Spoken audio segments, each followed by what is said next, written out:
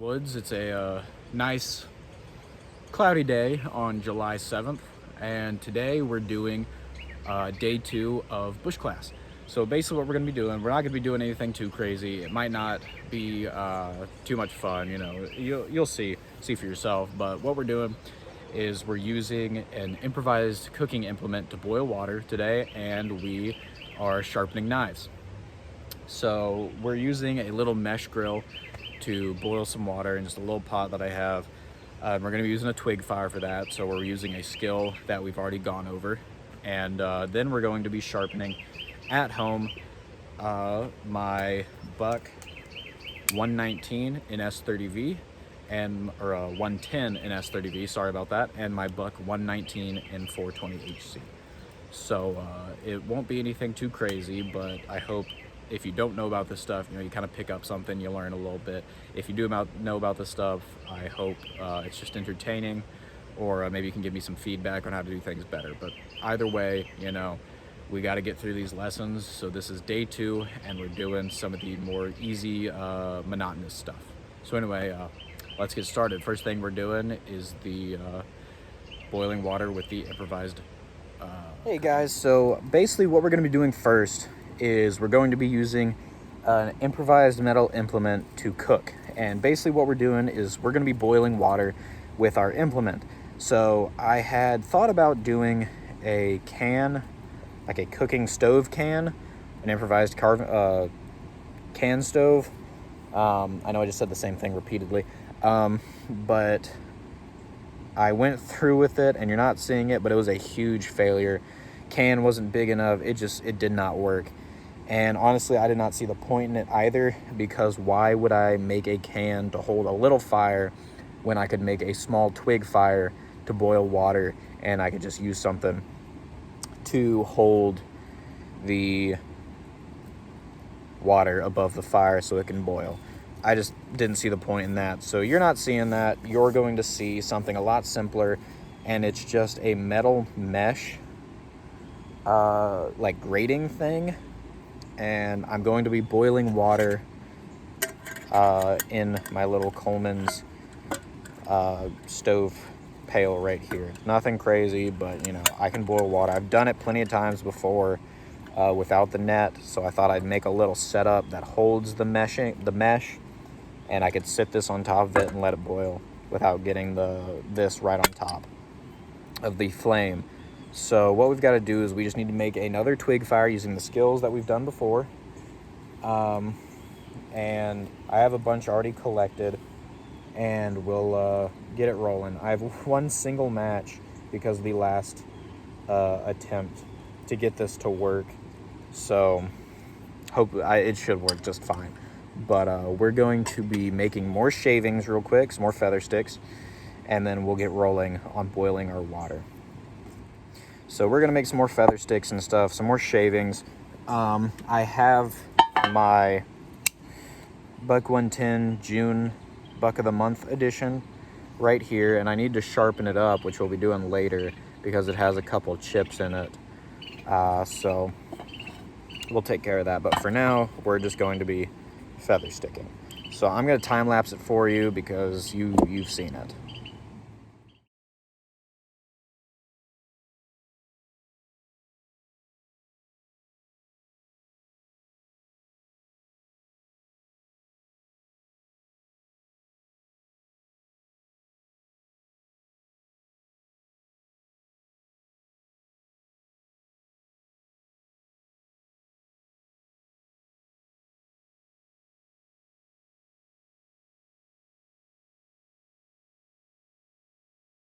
All right, so we just collected a bunch of twigs and stuff. We have our shavings, got our match, and we have a little setup, which I'll show you in just a second.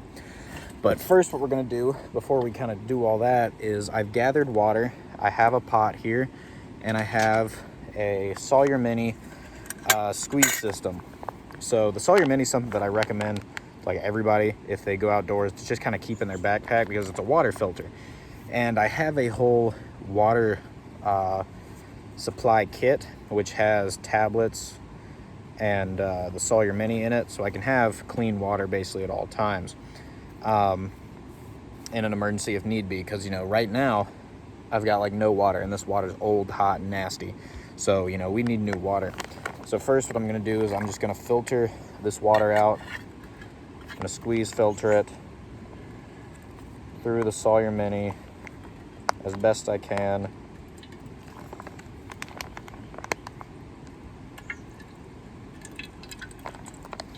We've got crap down in there, so we're gonna kind of use this water to just get all the stuff out.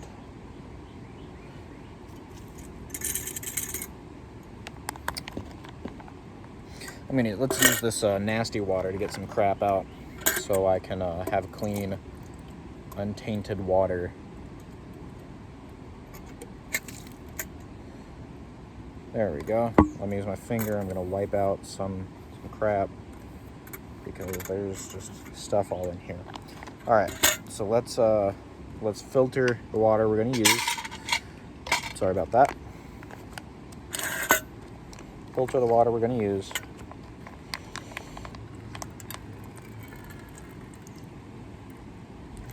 This should get rid of larger stuff and remove a good amount of bacteria. Doesn't really do much for viruses, but that's what we're gonna boil the water for, is take care of everything else. So it's not quite full yet, so I'm gonna go gather more water, squeeze it into here, and then we'll get started. All right, so we have our little cooking implement set up there. I'm gonna put my shavings and stuff down in there, and it should be ready to go.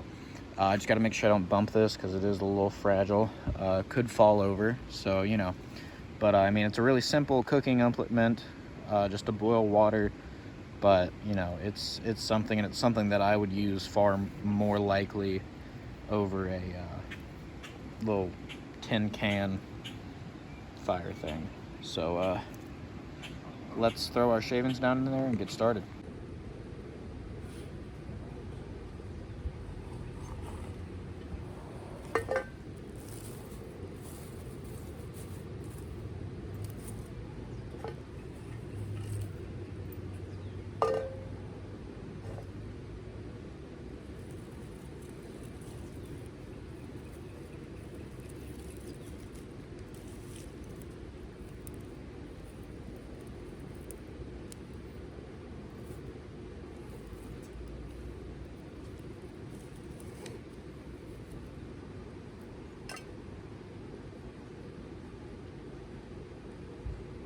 Gonna have to go to Walmart and get more watches or matches or something, because this is the last one.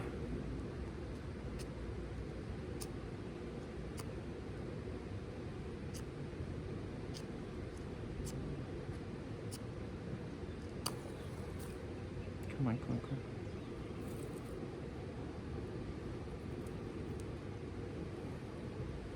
There we go. Alrighty, nice.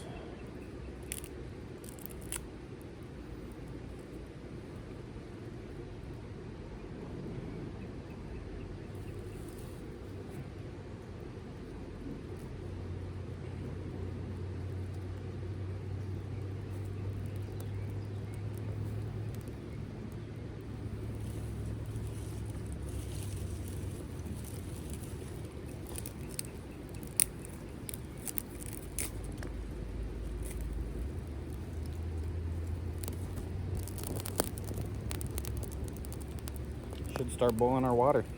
See, this is infinitely easier than using some stupid can. So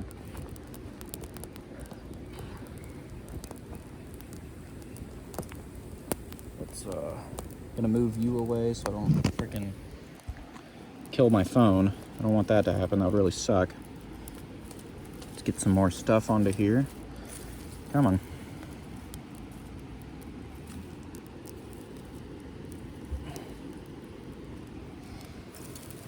Hopefully you can see this well enough. I have it pointed like what would be towards me, so I can't see what y'all are seeing. But yeah, we got to get that water to boil, and we should have nice clean water ready to drink.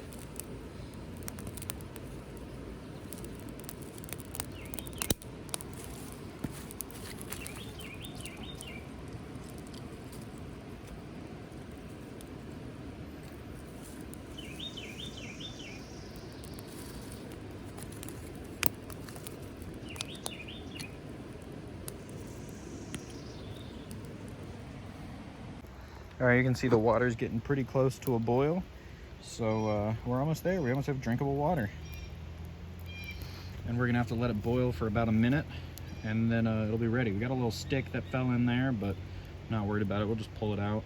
Should have put the lid on top of it, honestly. The real problem is gonna be getting this off. So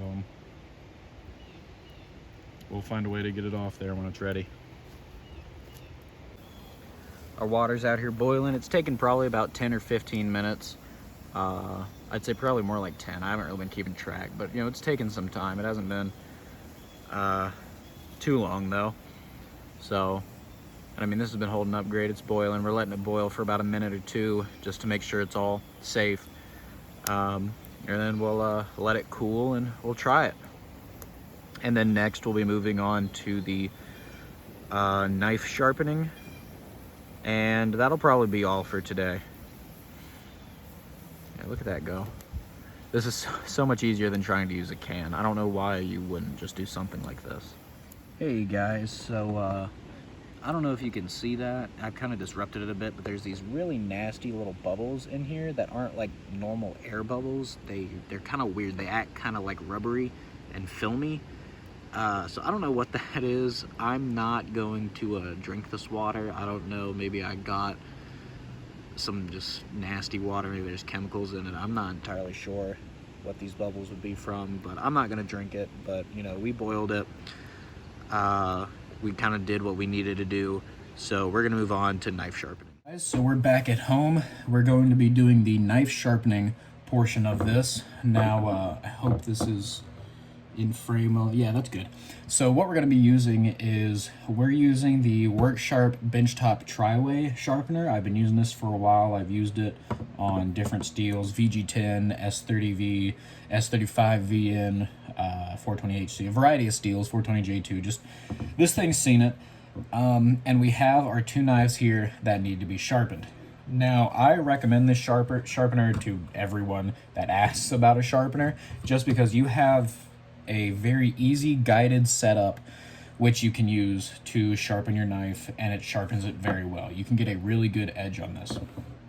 And it has two sides of magnetic guides, which they're on 25, hopefully you can see that, 25 and 20 degree angles.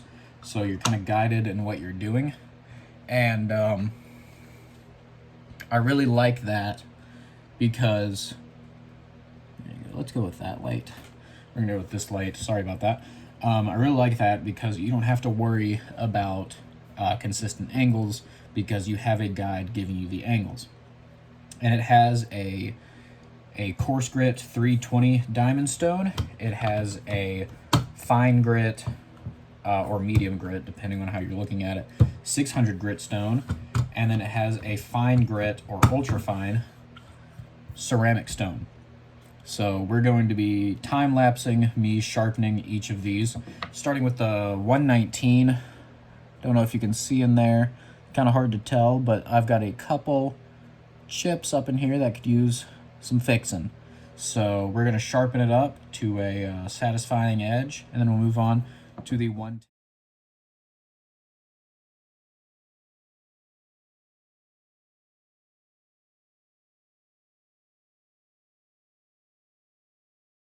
Right, so I probably did about 3 run-throughs of sharpening on the 600 grit portion, and we're already basically seeing a complete elimination of the chips. So that's something that I love about 420HC, is that it sharpens so easily, but it really does hold an edge.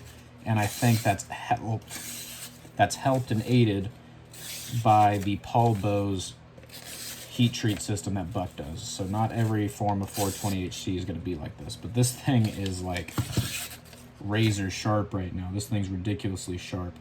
So what I'm going to do is I'm going to hone it on the ceramic, and then we're going to move on to the 110. And before I continue, I would love to say that one thing that I absolutely love about this is that it tilts. It has angle compensation for curve.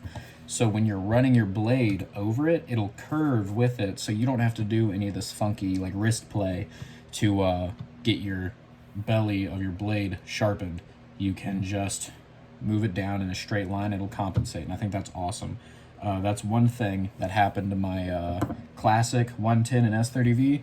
I had to compensate for the curve, and it kind of flattened the tip a little bit, and I think it didn't help it. I was a little newer to sharpening as well, so it messed up the blade a little bit in the tip.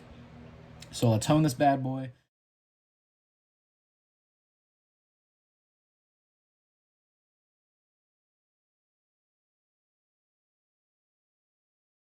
Alright, so I just finished honing it on the ceramic, and I think it's turned out pretty dang well. There's little to no evidence. There's no evidence, basically, unless you're really, really looking for any inconsistencies, that there were chips even there in the first place. And this thing feels insanely sharp now. So, I mean, I have been using this, and I haven't sharpened it for, oh my lord, it's been a while. A couple months, and it hasn't been sharpened. So I think it's awesome that basically within 10 minutes this thing is razor sharp again. So let's just, yeah, that is beautifully buttery. Like this is a folded piece of paper, and I can push cut it. That's awesome. I'm definitely loving that. So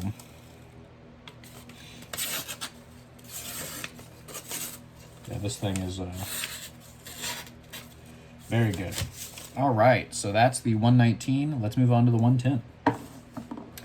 So if you don't know how to sharpen, that's actually something that I highly recommend you learn, whether you're a knife person or not. It's just something, if you use tools, that's gonna help you a ton with your life, because you don't have to like buy new tools and stuff if they're dull. I hate that mentality, and I hate the idea that people think that certain knives are just consistently sharper than others and don't have like dulling issues or whatever. So basically what you're doing is when you sharpen, you're removing pieces of like metal from the edge to bring it back to a usable sharp angle.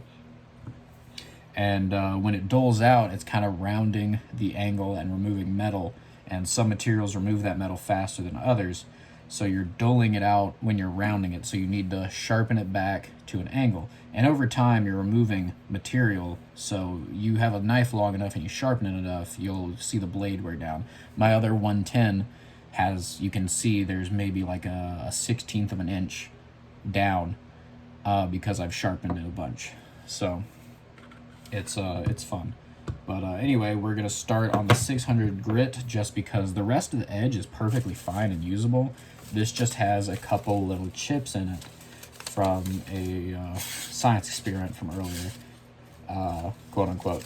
So we're just going to have to work these chips out because they are impeding performance. So let's...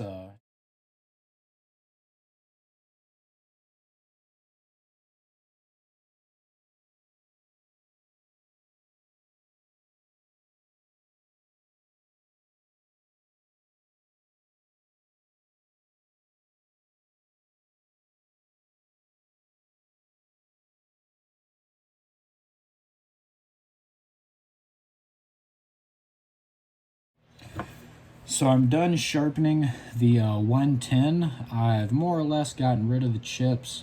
There's tiny little evidences that those were there, so I may over time continue to fix that, but S30V takes a long time to sharpen. It's just time consuming, a lot more so than, you know, something like 420HC, because S30V is a super steel, has vanadium carbines, yada yada yada, all that stuff. So I'll be fixing that over time. But I mean, right now it's really sharp.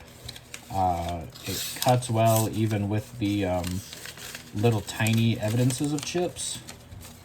It's still, you can kind of feel a little bit that there's something up there, but it still cuts through it. It's not like it's tearing or hanging up or anything. So no problem. It's a satisfactory edge, it works, but just to get it completely perfect, it'll take a little bit more time. So that's the end of sharpening. I mean, if you have any questions about how to sharpen a knife or anything like that, just drop it into the comments. I will have no problem answering it, helping you out a little bit. I love interacting with people in the comments. But yeah, I think that about covers it for sharpening. We've done both of them. The 119 turned out wonderfully, and the 110 has turned out pretty good. Could use a tiny bit more work to fix the minor imperfections, but besides that, I mean, it's great. It's nice and slicey, so no problems with it. Alright guys, so that's the end of the video. I hope you enjoyed that. I know this one wasn't quite as eventful or much of a learning experience as the last one was and as the future ones may be, but this was some pretty basic stuff. Just boiling some water with a improvised cooking implement, which was the mesh that I found, and sharpening both my Buck 119 and a harder knife to sharpen, the 110 and S30V. So I hope y'all enjoyed this video. I know it was just some good practice, some good stuff to do, get out, kind of just have a little bit of fun, and do some things that need to get done. So I know this one wasn't as long as the other one, which I'm glad for. I'm gonna try and keep the videos shorter, but this one's not quite as entertaining as the other ones, but I hope you still had a good time, and maybe you picked up something, maybe you didn't. Either way, thanks a lot for watching. It really does help. Make sure you subscribe. If you have anything you want to say, please comment down below, and like the video. It really helps when you do stuff like that, especially so new people can kind of get ideas of what to do when it comes to bushcraft. So anyway, thanks guys for watching, and I hope you have a wonderful day.